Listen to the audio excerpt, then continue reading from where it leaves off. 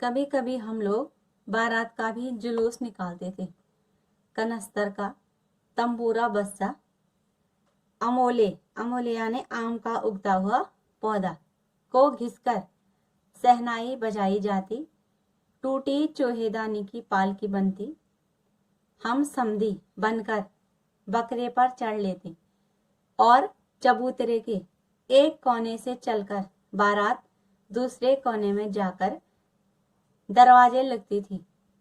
वहां काठ की पटरियों से गिरे गोबर से लिपे आम और केले की टहनियों से सजाए हुए छोटे आंगन में कुल्हैये कुल्हैये यानी छोटे कुल्हड़ का कलसा रखा रहता था।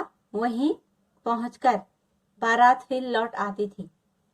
लौटने के समय खटोली का लाल ओहार ओहार में जो पर्दा होता है, वह उसके लिए जो कपड़ा डाला जाता है उसको ओहार कहते हैं, उसमें दुल्हनिया को चढ़ा लिया जाता था। लौट आने पर बाबूजी जो ही ओहार उघाड़ कर उसको खुला करके दुल्हनिया का मुख निहारने लगते हैं। निहारना मैंने उसको देखने के लिए कि जो बारात आई है उसमें दुल्हन कैसी है। त्यों ही वैसे ही हम लोग हंसकर भाग जाते। थोड़ी देर बाद फिर लड़कों की मंडली जुट जाती थी, इकट्ठा हो जाती थी। इकट्ठा होते ही राय जमती, सबके राय मशवरा होता कि खेती की जाए।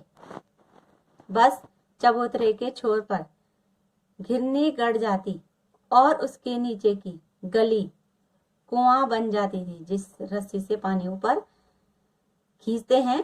मूंज की बटी हुई पतली रस्सी में एक चुक्कड़ बांध गरारी पर चढ़ाकर लटका दिया जाता था ताकि कुएं से पानी निकाल सकें, और दो लड़के बैल बनकर मोट खींचने लग जाते थे।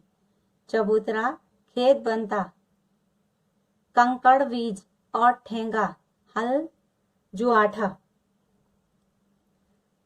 तथा बड़ी मेहनत से खेत जोते और बोए जाते तथा पटाए जाते। उनको संतल किया जाता फसल बोने के लिए, और जब फसल तैयार होते देर न लगती, तुरंत ही फसल भी तैयार हो जाती थी और हम हाथों हाथ फसल काट लेते थे। काटते समय गाते थे कि ऊंच नीच में बई कियारी, कियारी मैंने क्यारी, जो उपजे सो भई हमारी, और जिसमें जो भी उपजेगा वह सब हमारा है। फसल को एक जगह रखकर उसे पैरों से रौंद डालते थे। कसोरे कसोरे में मिट्टी का बना हुआ छिछला कटोरा का सूप बनाकर और साते और मिट्टी के दिए से तराजू पर तोल करके राशि तैयार कर लेते थे। इसी बीच बाबूजी आकर पूछ बैठते थे कि इस साल की खेती कैसी रही भोलानाथ, इस साल फसल कैसी हुई। बस फिर क्या, हम लोग ज्यों का त्यों खेत खलियान छोड़कर हंसते हुए भाग जाते।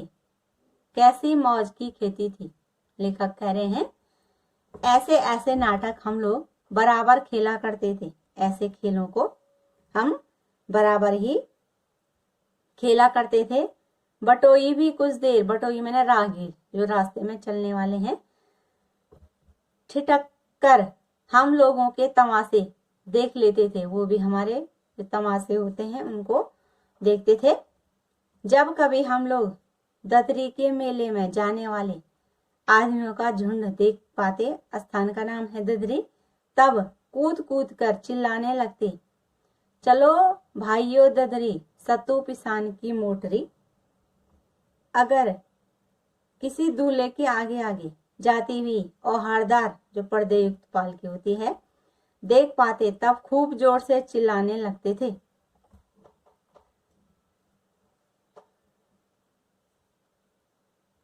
रहरी, रहरी मैंने अरहर, मैं रहरी पुरान रहरी, डोला के बनिया हमार मेहरी, मेहरी मैंने पत्नी। इसी पर एक बार बूढ़े वर ने हम लोगों को बड़ी दूर तक खदेड़ कर ढेलों से मारा। उस खसूट खबीस की सूरत आज तक हमें याद है। न जाने किस ससुर ने वैसा जमाई ढूंढ निकाला था, वैसा घोड़मुआ आदमी हमने कभी नहीं देखा। लेखक कह रहे हैं कि ऐसा आदमी हमने आज तक कभी देखा नहीं था जैसा वो आदमी था। आम की फसल में कभी कभी खूब आंधी आती, आंधी से के कुछ दूर निकल जाने पर हम लोग बाग की ओर दौड़ पड़ते थे। जब आंधी दूर चली जाती है थी, वहां चुन चुन कर घुले घुले गोपी आम चबाते थे। जब आम झड़ जाते थे उनको लेने जाते थे। एक दिन की बात है, आंधी आई और पट पड़ गई। आकाश काले बादलों से ढक गया।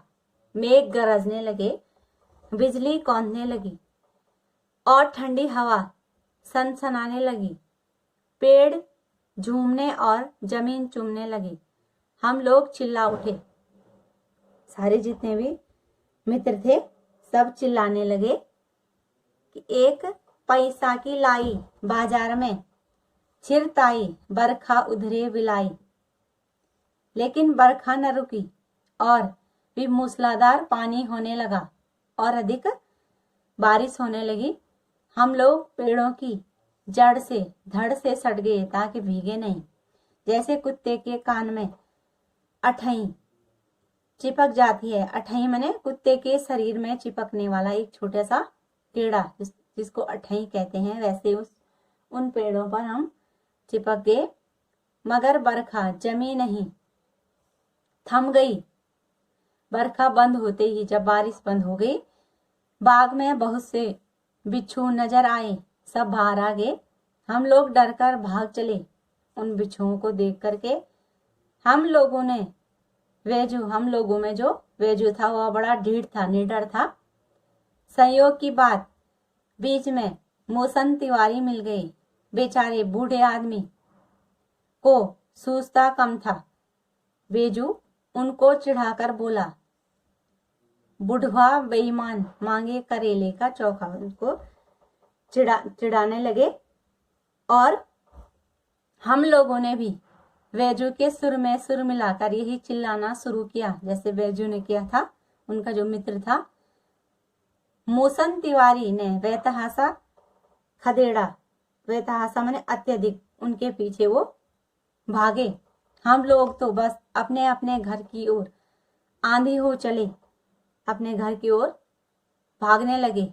जब हम लोग ना मिल सके तब तिवारी जी सीधे पाठशाला में चले गए।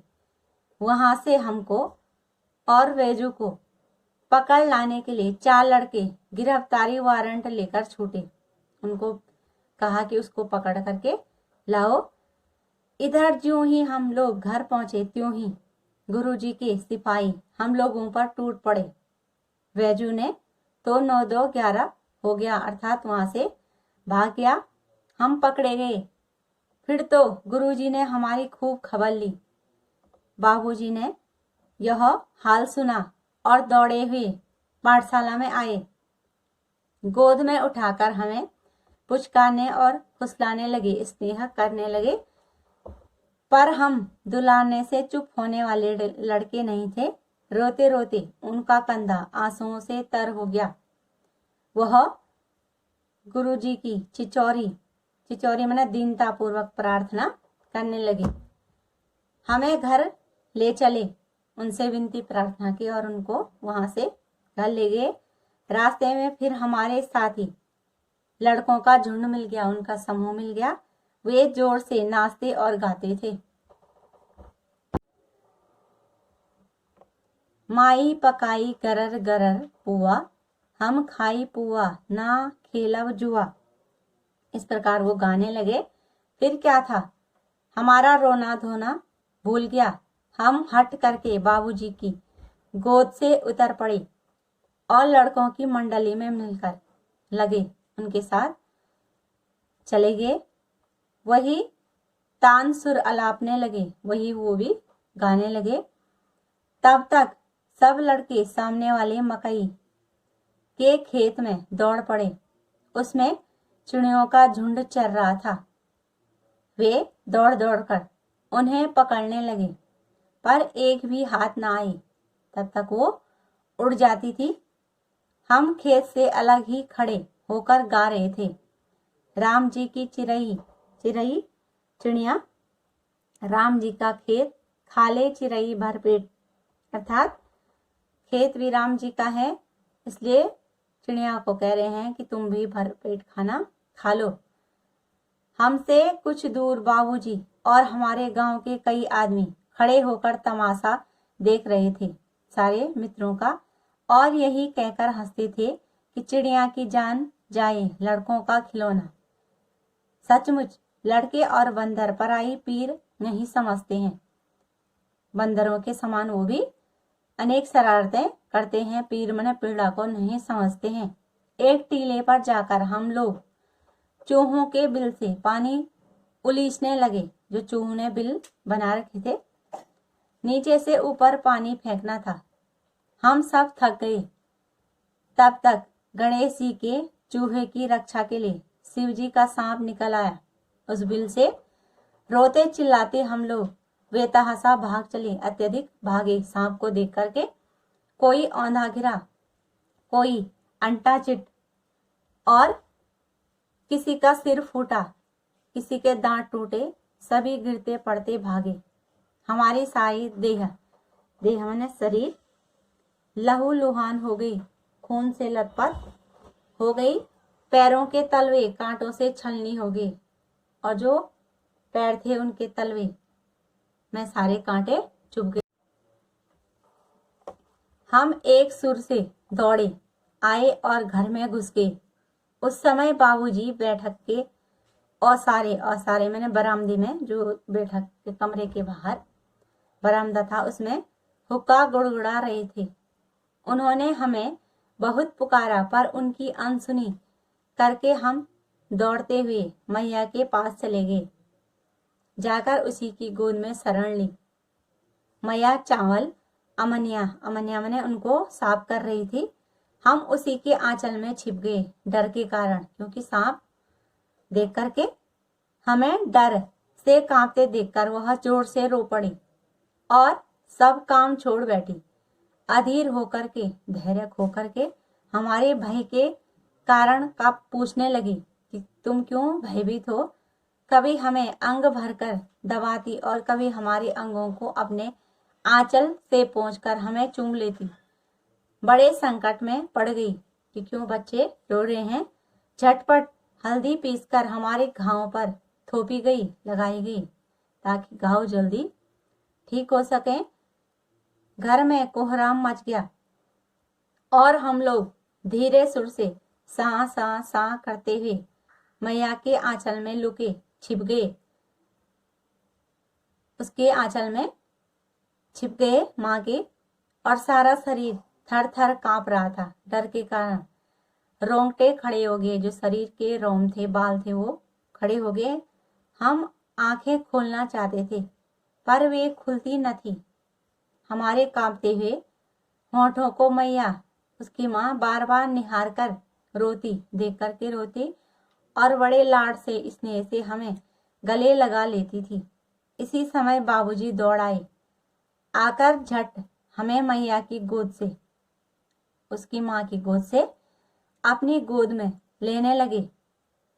पर हमने मैया के आंचल की प्रेम और शांति के चंदोए की छाया न छोड़ी, क्योंकि हमें उसके जो प्रेम का आंचल था उसमें असीम शांति मिल रही थी, इसलिए हमने उसके आंचल की छाया को नहीं छोड़ा।